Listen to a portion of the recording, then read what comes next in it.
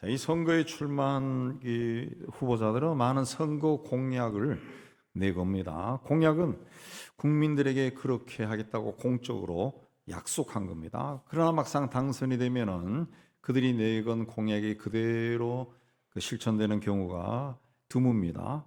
당선되고 싶은 마음에 장밋빛 공약을 남발하지만 막상 당선돼 보면은 현실적으로 할 수 없는 경우가 너무 많기 때문에 그렇습니다. 그래서 공적인 약속을 뜻하는 공약이 헛된 약속을 뜻하는 공할 헛자, 공자를 써서 공약이 되어버립니다.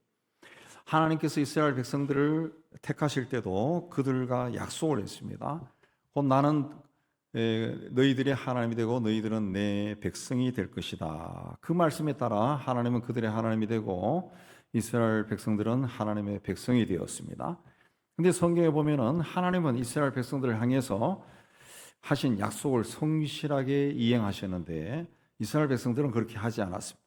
그래서 구약에 보면은 약속을 지키지 않는 이스라엘 백성들을 심판하시는, 징계하시는 하나님의 모습이 참 많이 나옵니다. 자, 요즘 우리는 누군가 만날 약속을 하면은 거의 대부분 지하철을 이용합니다. 자동차를 가지고 나가면은 길이 막힐 수도 있고 그러면 약속 시간에 도착할 수가 없습니다. 그래서 지하철을 많이 이용합니다. 이 사람과의 가진 약속도 우리가 중요하게 여긴다라는 것을 그걸로 알 수 있습니다. 근데 오늘날 믿음으로 산다고 하는 우리 성도들이 하나님과의 약속, 하나님의 약속을 별로 믿지 않습니다. 그래서 그 하나님의 약속이 이루어진다라고 믿으면서 믿지 않는 거예요. 믿지 않아요. 왜 그런가 하면 물질주의, 물질 우선주의가, 물질 숭상주의가 우리 삶 속에도 깊이 그 뿌리를 내리고 있기 때문에 그렇습니다. 다시 말씀드리면 눈에 보이는 뭔가 내가 기도하고 내가 원하던 것이 눈에 보이듯이 짝짝이 이루어져야 되는데 그렇게 되지 않으니까 본인은 기도 열심히 하면서도 일어서면은 기도한 것 잊어버리고 또 기도한 것대로 된다고 기도하면서도 안 믿는 겁니다. 기도하면서. 하나님은 보이지 않고 하나님이 응답한 것도 선명하게 드러나지 않으니까 그런 현상이 점점 짙어지는 것 같아요. 우리가 기도하는 것마다 눈에 보이는 컵이나 볼펜처럼 막 짝짝짝짝 보이듯이 되면은 기도하는 것이 막 신나서 열심히 할 건데 그런 일이 거의 일어나지 않으니까 기도가 이제 예수를 믿고 신앙생활하는 세월이 많아질수록 더 열심히 기도하고 막 그럴 것 같은데 오히려 그게 안 하는 거죠. 안 하는 거죠. 기도 생활이 점점 약해져요. 그러나 하나님은 한 번 하신 약속을 잊어버리거나 소홀히 여기거나 스스로 깨뜨리는 경우가 없습니다. 그래서 하나님을 신실하신 하나님, 믿부신 하나님이다. 약속을 지키신 분이라는 거죠. 그럼 왜 하나님의 그 응답이 없는 것처럼 느껴지느냐? 우리가 우리의 시간과 우리의 방법을 정해놓고 기다리기 때문에 그렇습니다. 어린 시절 저희 아버지가 학교 계시면서 주변 도시에 학교 있을 때는 기차로 통근하실 때가 많았는데 그 퇴근하실 때 제 동생과 기차역에 가서 기다립니다. 그 시간에 맞춰서. 근데 안 오셔요. 시간이 지날 때요. 그러면 옛날 기차들은 거의 1시간, 1시간 반 이렇게 다닙니다. 요즘 지하철처럼 10분 간격으로 오는 것도 아니고 그럼 1시간 동안 역에 가서 놀면서 또 기다려. 근데 안 와요. 그래서 지쳐서 집에 돌아오면 아버지가 벌써 와 계셔요. 어떻게 오셨냐? 버스를 타고 오신 거죠. 버스를. 우리가 마음을 열고 보면은 하나님은 하나님의 때에 하나님의 방법으로 다 응답하십니다. 근데 왜 모르느냐? 내가 기대했던 시간, 내가 원했던 방법이 아니기 때문에 이게 하나님께서 응답하신 것이다. 그걸 모르고 지나간다. 모르고 지나가. 하나님의 약속은 바라보고 믿는 사람에게 반드시 이루어진다는 것을 우리가 믿어야 됩니다.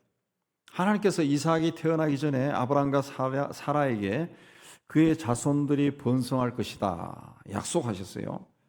그러나 그들은 이 약속을 기다리다가 지쳤습니다. 그러다가 이 약속을 곡해했습니다. 다르게 해석했어요. 그래서 사라의 여종 하갈로부터 자식을 얻었습니다. 그런데 아브라함이 99살이 되었을 때 하나님이 다시 나타나서 내년 이때쯤 사라가 너에게 아들을 낳을 것이다 그랬습니다. 또 얼마 후에 또 오셔서 내 아내 사라에게 아들이 있을 것이다 그랬습니다. 90이 넘은 아브라함과 사라 부부에게 아들이 태어날 것이다. 이 하나님께 약속하시는데 이 약속을 믿을 수 있습니까? 어려워요. 근데 약속대로 아들이 태어나요. 이 아들을 성경에서 약속의 아들이, 약속의 자녀다 그랬습니다. 자, 이 약속의 자녀는 그러면 어떤 자냐? 하나님이 택한 자죠. 이삭은 아브라함이 100살에 얻은 아들입니다. 훗날 아브라함이 이삭을 제물로 바치라고 해서 아브라함이 아들을 바치려 합니다. 그때 하나님께서 내가 내 아들 내 독자까지도 내게 아끼지 아니하였으니 너가 이 하나님을 경외하는 줄 내가 이제 알겠다 그랬습니다. 또 좀 뒤에 가면은 내가 이같이 하여 내 아들 내 독자도 아끼지 아니하였으니까 내가 너에게 큰 복을 주겠다 그랬습니다. 히브리서에도 아브라함이 시험을 받을 때 믿음으로 이삭을 드렸으니 그는 약속들을 받은 자로 돼 그 외아들을 드렸느니라. 성경에서는 이삭을 아브라함의 독자, 아브라함의 외동아들 그렇게 말합니다. 근데 아브라함에게는 이삭 외에 아들이 하나 더 있습니다. 이스마엘이죠. 이스마엘. 비록 처백에서 태어났지만은 이삭보다 14년 일찍 얻은 아들입니다. 아브라함도 성경에 보면은 이스마엘을 자기 아들로 생각했습니다. 근데 하나님은 그렇게 생각하지 않았어요. 그래서 오늘 이 7절 말씀에도 아브라함의 씨라고 다 그의 자식은 아니고 오직 이삭만이 아브라함의 아들이다 그랬습니다. 그래서 이삭이 태어난 후에 하나님께서 하갈과 이스마엘을 집에서 내보내라 그렇게 말했습니다. 그 말을 듣고 아브라함이 아주 근심했다 그랬습니다. 그러나 하나님 명령을 거역할 수 없어서 결국 하갈과 이스마엘은 광야로 쫓겨납니다. 그렇게 배다른 형제 이삭의 후손들이 이삭의 아들인 야곱이 훗날 얻은 새 이름인 이스라엘을 국호로 해서 나라를 세우고 또 이스마엘 후손인 아랍 족속은 광야로 쫓겨난 후에 오늘까지도 사막지대에 살면서 아랍 연명을 구축합니다. 그런데 하나님께서 유대인들에게도 복을 주셨지만은 아브라함의 자손인 이스마엘 후손에게도 복을 주셔서 그들이 사는 사막지대에 석유가 쏟아져서 세상에서 가장 부유한 족속으로 살게 해주었어요. 자, 이스라엘의 후손인 이스라엘 백성들이나 또 야곱 족속들은 다 자기들의 조상을 아브라함이라고 합니다. 자기들 뿌리가 그들 두 족속의 뿌리가 다 아브라함이라고 하죠. 아브라함. 자, 아브라함은 이삭과 이스마엘을 자기 자식으로 생각하는데 하나님은 왜 이삭만 아브라함의 자식으로 보고 그를 통해서 기업을 잇게 하셨을까요? 이스마엘은 첩의 아들이고 이삭은 정실 부인의 아들이어서 그렇습니까? 그러면 이삭의 두 아들인 에서와 야곱은 같은 어머니에서 태어난 쌍둥이. 근데 왜 하나님은 다른 선택을 했어요? 13절에 보면 내가 야곱은 사랑하고 에서는 미워했다 그랬습니다. 이스마엘은 첩의 아들이어서 버림받았고 이삭은 본초의 아들이어서 축복받은 것이 아니라는 것이 오늘 말씀에 나오죠. 8절에 보면은 육신의 자녀가 하나님의 자녀가 아니요 오직 약속의 자녀가 씨로 여기심을 받느니라 그랬습니다. 정실 부인의 아들이나 첩의 아들이냐 이게 아니라 육신의 자녀냐 약속의 자녀냐 그걸로 갈라진 거예요. 육신의 자녀는 하나님의 택함을 받지 못한 자녀입니다. 사실 이스마엘은 하나님의 약속과는 상관없이 아브라함의 아내 사라가 자기가 아이를 낳지 못하는 것을 보고 자기 여종을 아브라함에게 줘서 낳은 아들이에요. 지극히 인간적인 방법으로 얻은 아들이 이스마엘입니다. 그래서 이스마엘이 태어난 후에도 하나님이 14년에 걸쳐서 아브라함에게 네가 아들을 낳을 것이다. 계속 말씀. 아들이 있는데 아들을 낳을 것이다. 계속 그렇게 이해합니다. 이 약속의 자녀는 하나님의 약속에 의해 태어난 자식이라는 거죠. 자, 그러면 아버지와 어머니가 같고 또 같은 날 태어난 쌍둥이인데 왜 하나님은 야곱은 사랑하고 에서는 미워했을까? 야곱이 성품이 좋고 에서는 거친 자여서 그랬을까요? 11절에 보면은 에서와 야곱이 아직 세상에 태어나기 전, 그래서 선한 일이나 악한 일을 행하기도 전에 하나님이 야곱을 택하고 그를 사랑하고 에서는 미워했다. 그랬습니다. 하나님이 택한 자냐 아니냐에 따라 가지고 에서와 야곱이 나눠지고 이스마엘과 이삭이 나눠진 거예요. 또 이스라엘 족속과 아랍 족속이 생긴 겁니다. 우리는 야곱이라는 사람을 생각할 때 이 사람은 하나님의 축복이 얼마나 소중한 것인가 알았던 사람이다. 그렇게 생각합니다. 그래서 이 축복을, 하나님의 축복을 받기 위해서 형의 장자권을 빼앗고 아버지로부터 장자에게 내리는 축복을 속여서라도 받고 또 한도 뼈가 부러질지라도 하나님의 천사와 씨름해서 그를 붙들고 놓아주지 않아서 복을 받아낸 믿음의 사람이다. 집념의 사람이다. 예, 그렇게 말을 합니다. 그래서 하나님의 복을 받으려면 그렇게 해야 된다. 그렇게 생각합니다. 그러나 성경은 그렇게 해서 하나님의 복을 받은 것이 아니라 이미 태어나기 전에 하나님이 택한 약속의 자녀였기 때문에 그런 복을 받았다. 그렇게 말합니다. 자, 태어나기 전부터 이미 하나님의 복이 그에게 머물러 있었다는 거죠. 태어나기 전부터 하나님의 복이 그에게 있었다는 거죠. 그래서 태어나서 살면서 보니까 형이 받을 장자권이 탐이 나고 아버지가 내리는 장자에게 주는 축복도 탐이 나고 그렇게 해서 그걸 속여서라도 빼앗는다는 거죠. 그리고 외삼촌 집에 도망가서 그 보호 아래 또 부유한 자가 된다는 거죠.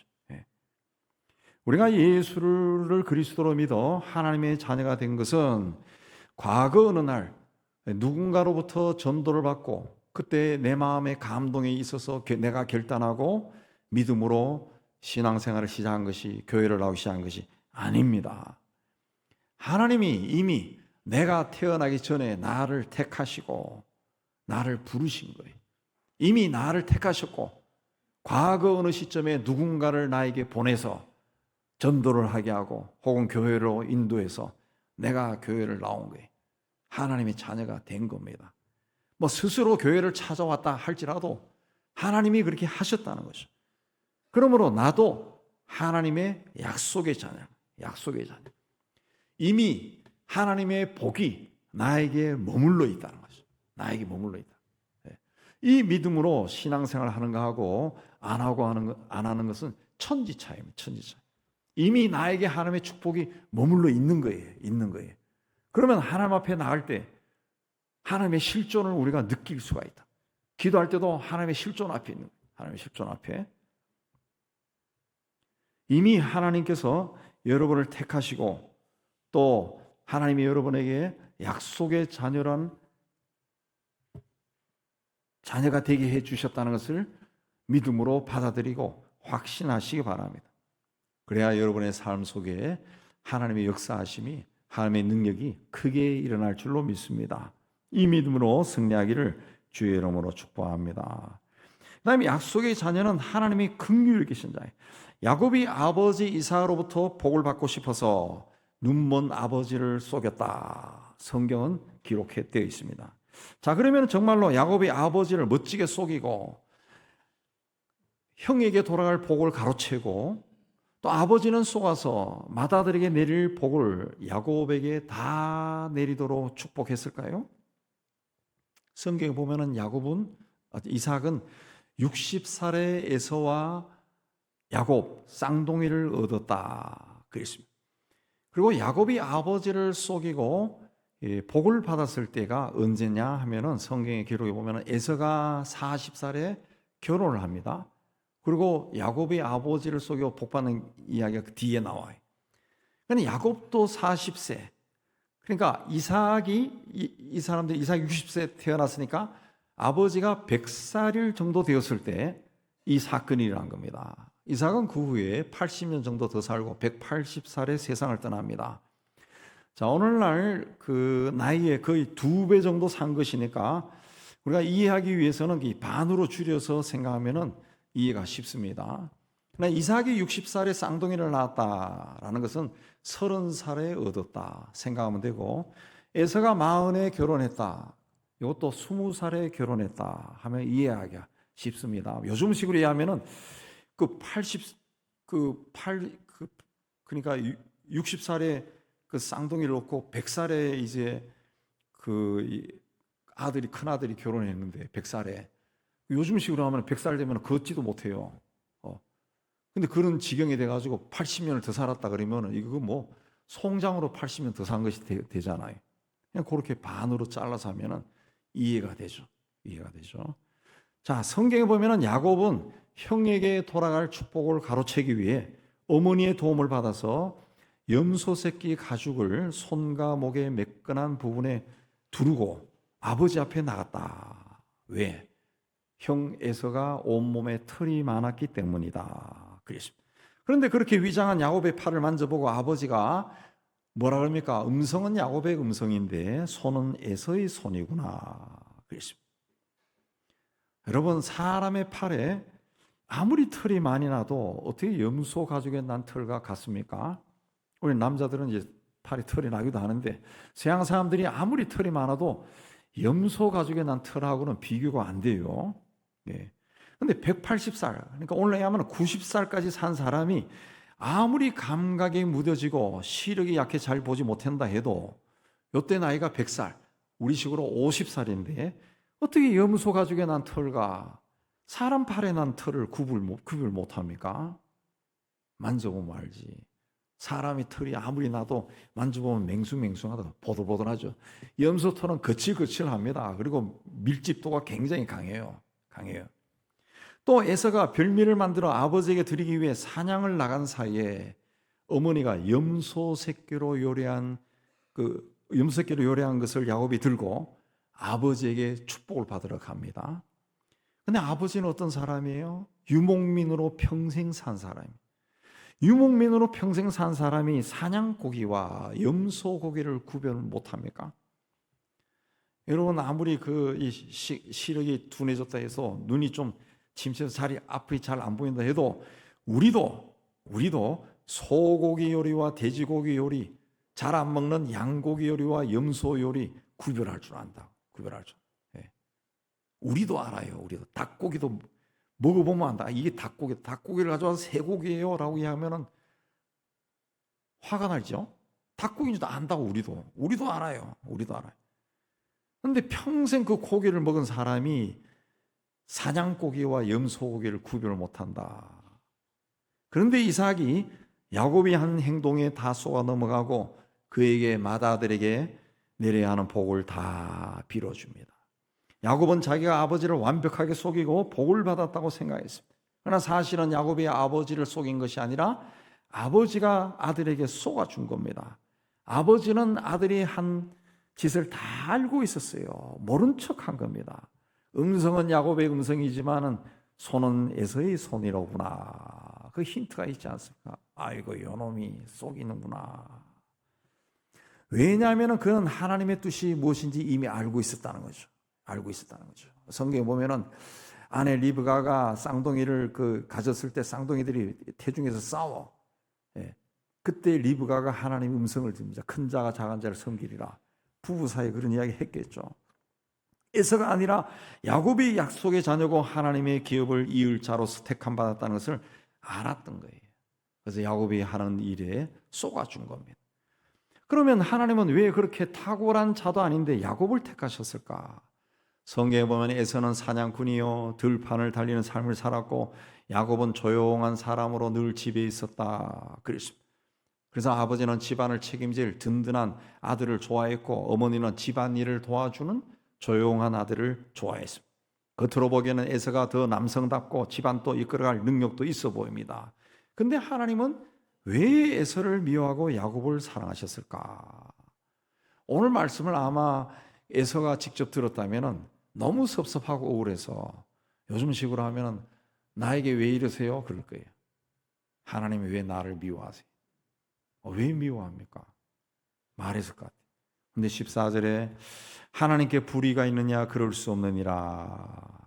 내가 긍휼히 여길 자를 긍휼히 여기고 불쌍히 여길 자를 불쌍히 여기니라. 누구를 긍휼히 여기고 누구를 불쌍히 여기는 거? 하나님의 마음이라는 거죠. 20절에서 21절에 보면은 토기장이가 진흙 덩어리를 가지고 무슨 그릇을 만들지 그건 순전히 토기장이의 마음이라는 거죠.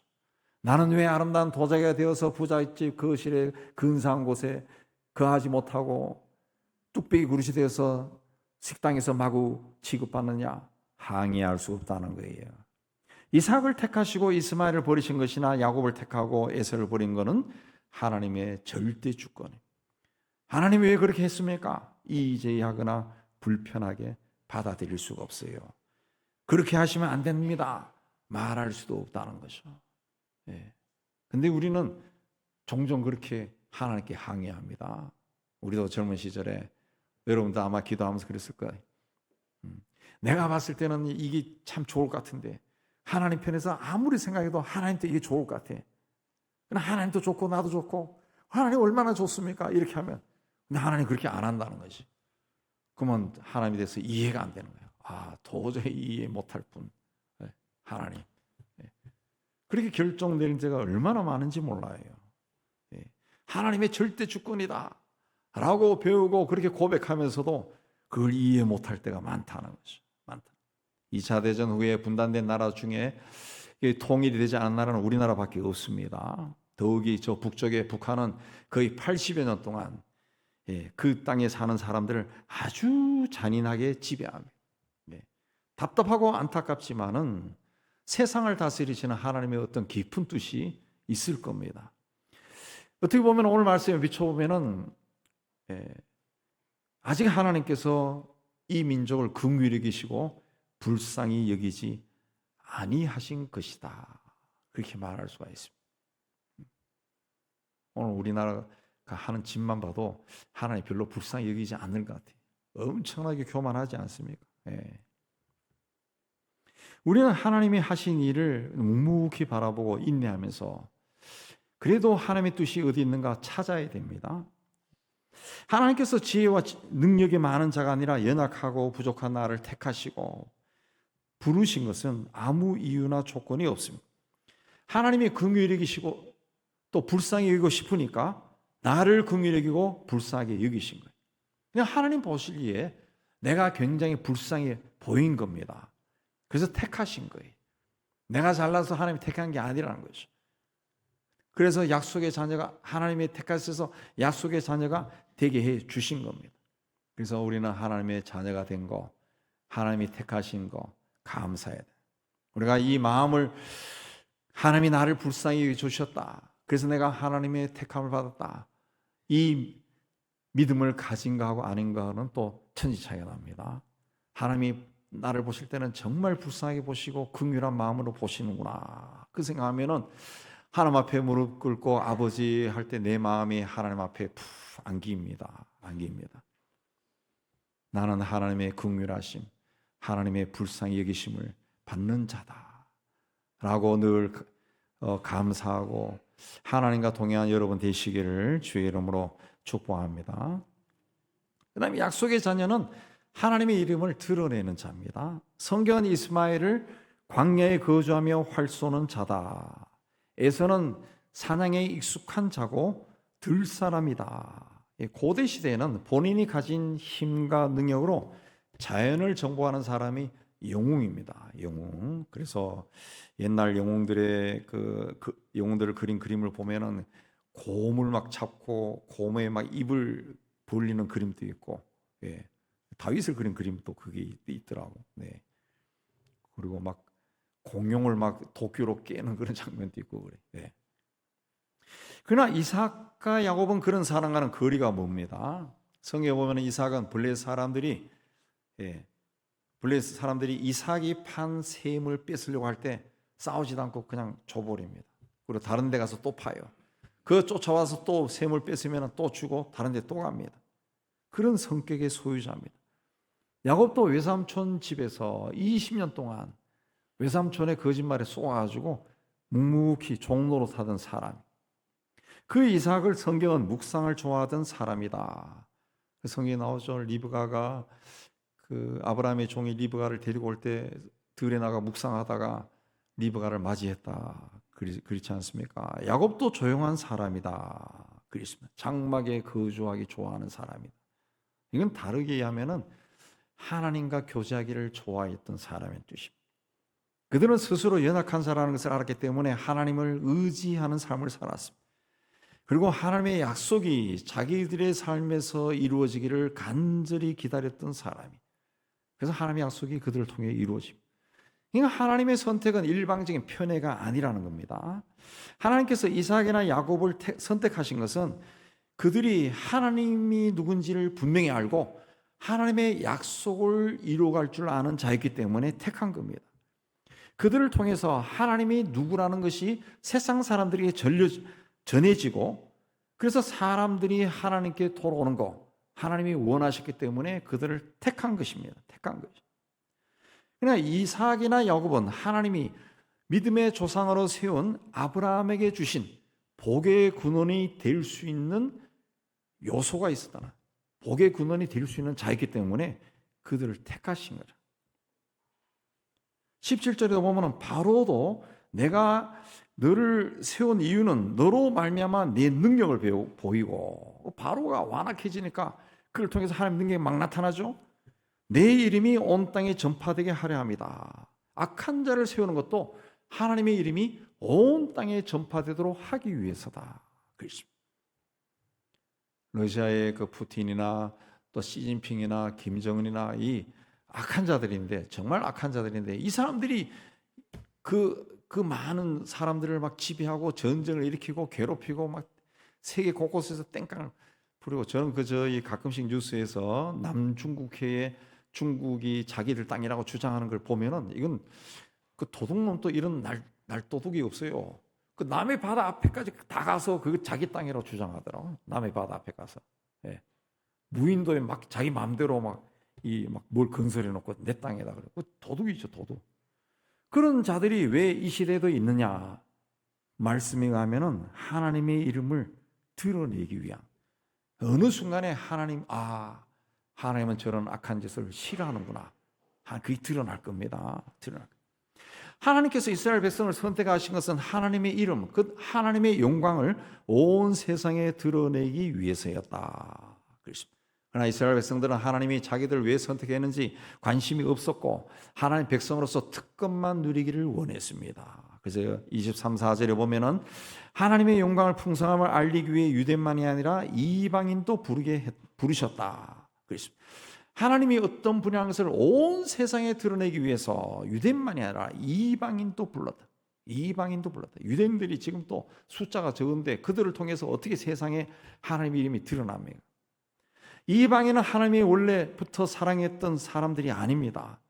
그러나 이스라엘이 하나님의 약속을 무시하니까 이방인 중에서 약속의 자녀를 하나님이 일으키신 겁니다.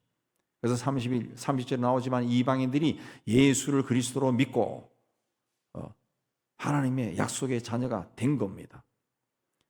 하나님의 축복과 전혀 상관없었던 이방인들이 하나님의 사람이 된 거예요. 그래서 베드로는 너희가 전에는 백성이 아니더니 이제는 하나님의 백성이요 전에는 긍휼을 얻지 못하더니 이제는 긍휼을 얻은 자니라. 그렇습니다. 약속의 자녀는 하나님의 이름을, 하나님의 영광을 온 세상에 드러낼 의무가 있습니다. 팥죽 한 그릇에 장작권을 팔아버린 사람이 아니라는 거죠. 눈에 보이는 그 어떤 것 때문에 하나님이 주시는 그 축복을 포기할 수 있는 그런 사람이 아니라는 거죠. 자기 힘으로 할 수 없다는 것을 알기 때문에 하나님을 의지하는 사람이에요. 믿음으로 살아갈 수밖에 없는 사람. 내 힘과 지식을, 경험을 의지하는 사람이 아니라 하나님께 믿음으로 반응하는 사람이라는 겁니다. 그렇기 때문에 교회를 오래 다녀도 믿음으로 반응하는 사람이 아니라면 약속의 자녀가 될 수가 없습니다. 27절 말씀처럼 그들의 수가 바다 모래 같을지라도 하나님의 약속을 믿고 믿음으로 반응하는 남은 사람만이 구원을 받고 약속의 자녀가 될 수 있는 겁니다. 바울과 바나바는 유대인들을 향해서 하나님의 말씀을 마땅히 먼저 너희에게 전할 것이지만 너희가 그것을 버리고 영생을 얻기에 합당하지 않은 자로 스스로 처하기에 우리가 이방인에게 향한다. 유대인들이 복음을 거부했기 때문에 복음이 이방인들에게 전해진다. 그렇습니다. 그러나 이방인들이 복음 안에서 풍성함을 누리게 되면 유대인들이 질투가 나서 주께로 돌아온다라고 로마서 11장에 이야기하는데, 오늘 우리 시대에 그런 일이 일어나고 있지 않습니까? 그렇게 해서 유대인들이 다시 구원받고 은혜를 받게 되면 그들에게 임한 풍성함이 다시 또 이방인들에게 또 전해질 것이다. 그렇습니다. 그러니까 이스라엘 백성에게는 여전히 하나님의 약속이 남아있다는 거예요. 하나님은 한번 택한 자는 절대로 버리지 않습니다. 그들은 하나님이 구원받아야 될 약속의 백성이라는 거죠. 약속의 자녀, 하나님의 백성이라는 거예요. 하나님은 아브라함에게 내시로 말미암아 천하 만민이 복을 받으리라. 하나님은 그 약속을 이루기 위해 이삭을 택하시고 야곱을 택하셨습니다. 그러나 사탄은 이 하나님의 약속이 이루어지지 않도록 끊임없이 방해를 합니다. 애굽의 바로가 모든 히브리 남자를 다 죽이라 그랬습니다. 모든 히브리 남자아이들 다 죽여라 그랬습니다. 하만은 페르시아 제국에는 유대인들 씨를 다 말려라 그랬습니다. 당시 페르시아 제국이 세계를 지배했는데 유대인들 다 씨를 말리면 다 죽는 거예요. 헤롯은 약속의 씨로 오신 예수님을 죽이기 위해서 베들레헴에 있는 모든 아기들을 다 학살했습니다. 그러나 그런 방해를 뚫고 복음이 온 세상에 전해지고 우리도 그 복음을 듣고 하나님의 자녀가 되었습니다. 약속의 자녀가 되었습니다. 우리는 하나님이 택하신 자, 하나님이 긍휼히 여기신 자입니다. 이 하나님의 은혜를 입은 우리가 해야 할 일은 하나님의 이름을 온 세상에 전하는 것입니다. 그 의무를 잘 감당하는 사람이 약속의 자녀가 되는 겁니다. 그리고 그 약속의 자녀에게 하나님의 축복이 임하는 겁니다. 우리를 택한 하나님의 약속이 우리를 통해 다 이루어지는 것을 우리가 살아서도 보는 귀한 은혜 가운데 있기를 주의 이름으로 축복합니다. 하나님 아버지, 우리가 하나님 앞에 내세울 것이 아무것도 없지만 하나님이 우리가 태어나기 전에 이미 우리를 택하시고 약속의 자녀로 삼아 주셨음을 참 감사합니다. 우리에게는 이 하나님의 은혜가 있다는 것을 기억하게 해주시고, 하나님이 나를 볼 때 긍휼히 여기시고 불쌍히 여기신다는 것을 기억하게 해 주옵시고, 이제 우리가 해야 하는 하나님의 이름이 온 세상에 전해지라는 것을 믿음으로 고백하게 하여 주옵소서. 그러나 우리의 삶에 좀 어렵고 힘든 일이 있다 할지라도 절대로 고개 숙이지 아니하고 하나님의 이름이 나를 통해 온 세상에 전해지도록 하기 위해 주어진 삶을 열심히 살아가게 해주시고 그를 통해 하나님의 뜻이 이루어지게 하여 주옵소서. 예수님 이름으로 감사하며 기도하옵나이다. 아멘.